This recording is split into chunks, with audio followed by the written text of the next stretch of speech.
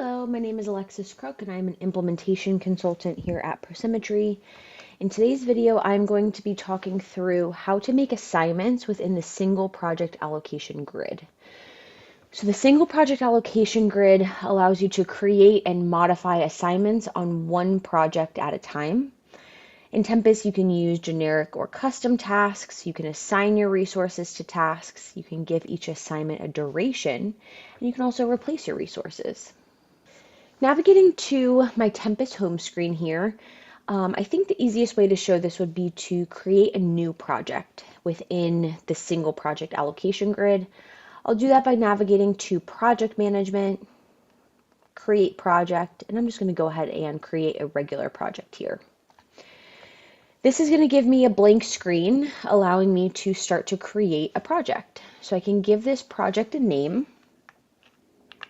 Let's go with Project March, and let's start that on March 1st. Let's take it out maybe through the end of the year. We also have these quick date filters here if those would be easier for you. And now I'm just going to walk through some of these options within the SPA grid. You can choose to plan within the allocation or demand data set. Most commonly used is the allocation data set.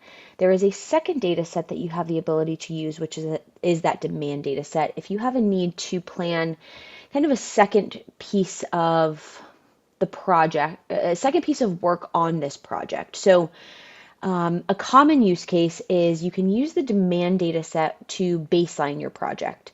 So your initial project plan can be captured within this demand data set.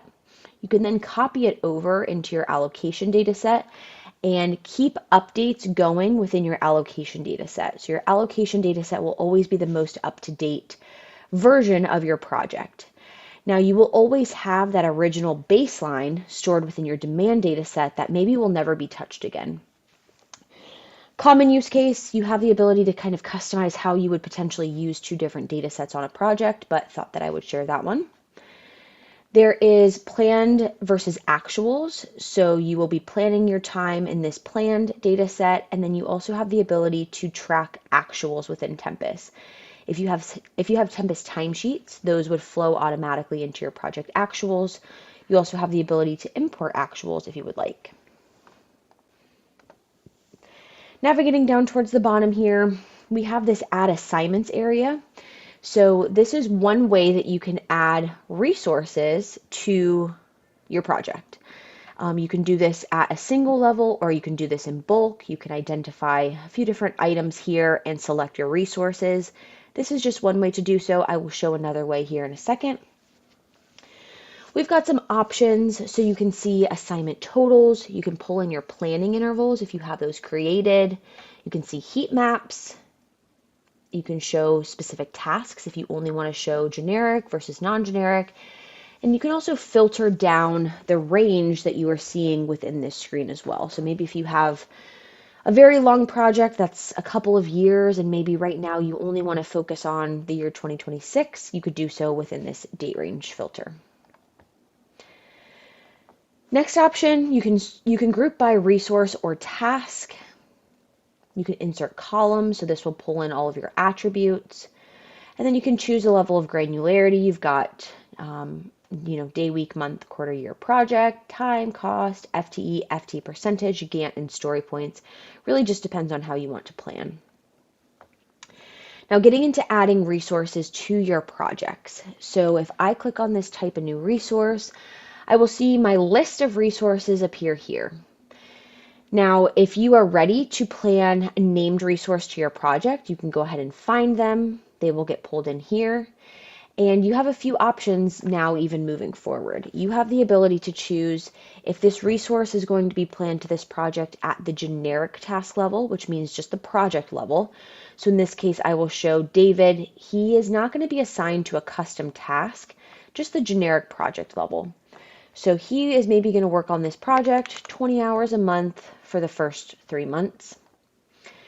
I might have another resource join. Let's find Matthew Walker here.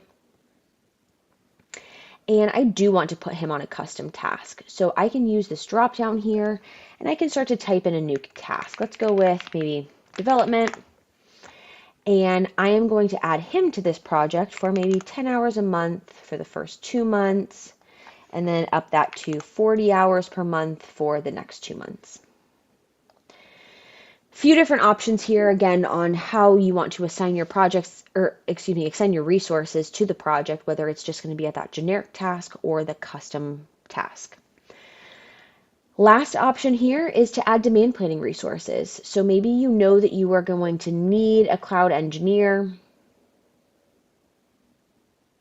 In this case, I'm going to switch it over to FTE, and I know I'm going to need one cloud engineer starting in June through the duration of the project, all the way through the end of December.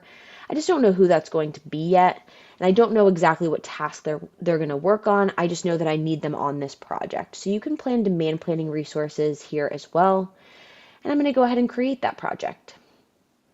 So now you can see here is my kind of first iteration of this project. I've added two named resources, as well as a demand planning resource.